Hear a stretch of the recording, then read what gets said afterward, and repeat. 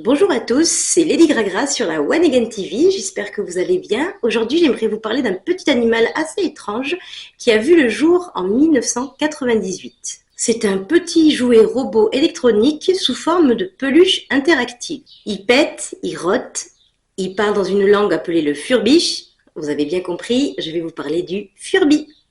Allez, à de suite.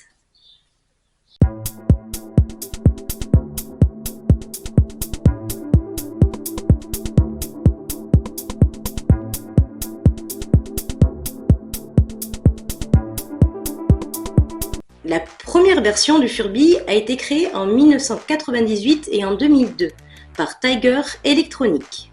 Durant ces 4 années, ce premier modèle sera décliné en plein de coloris différents, dont plusieurs séries spéciales illimitées, très recherchées par les collectionneurs aujourd'hui. 8 séries de 6 modèles chacune ont été sorties, ainsi que 18 éditions illimitées. Le Furby est un petit animal de compagnie virtuel qu'il faut traiter avec le plus grand soin. Il est le cousin éloigné du Tamagotchi. C'est une vidéo que nous avons déjà faite, si vous voulez, je vous la mets en lien juste en dessous. D'apparence, c'est un drôle de croisement entre un petit rongeur, un chat, un hibou, qui fait également penser à un mogwai dans les Gremlins, souvenez-vous. Ce jouet a été une véritable révolution grâce à son évolution dans le temps et grâce aussi à ses différentes possibilités d'interaction. En effet, plus son propriétaire s'en occupe, plus il va apprendre à parler le français. Cette information, je ne l'avais pas, car mon frère et moi-même étions trop intéressés à mettre de la nourriture en boucle dans sa bouche pour le faire péter presque à l'infini. S'il y a des enfants qui me regardent, c'est pas bien, il ne faut pas faire ça. En plus d'apprendre à parler le français, le Furby parle aussi sa propre langue, le Furbish. Si vous le mettez à côté d'un autre, vous verrez qu'il va communiquer.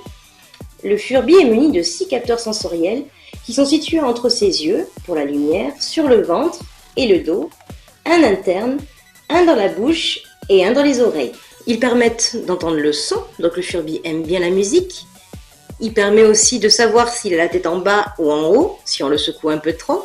Le Furby aussi ressent les chatouilles si vous le caressez son ventre, et il fait aussi la différence entre le jour et la nuit. Ce qui fait de lui, pour son époque, une technologie remarquable. Vous l'aurez compris, pour pouvoir bien s'occuper de lui, il faut le nourrir, il faut jouer avec lui, il faut qu'il dorme et le manipuler constamment. Il faut aussi le soigner quand il tombe malade.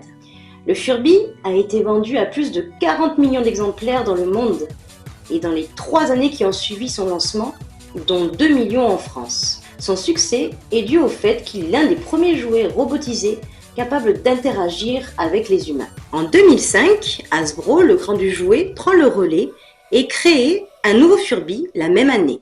Possédant un visage animé, il peut maintenant exprimer des émotions. D'autres modèles verront le jour avec de nouvelles fonctionnalités technologiques entre 2012 et 2016, sans totalement rencontrer le succès escompté.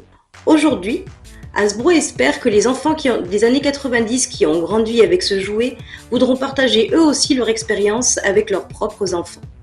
Ils ont choisi aussi de ne pas créer de nouveautés depuis 2016 car ils espèrent que la demande avec le temps s'accumulera et fera des demandes par la suite.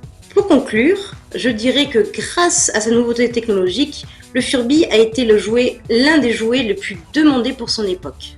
De plus, Tiger Electronic a su développer l'engouement pour ce jouet en le rendant unique au travers de toutes ses couleurs qui le caractérisaient et qui pouvaient faire refléter la personnalité de son jeune propriétaire.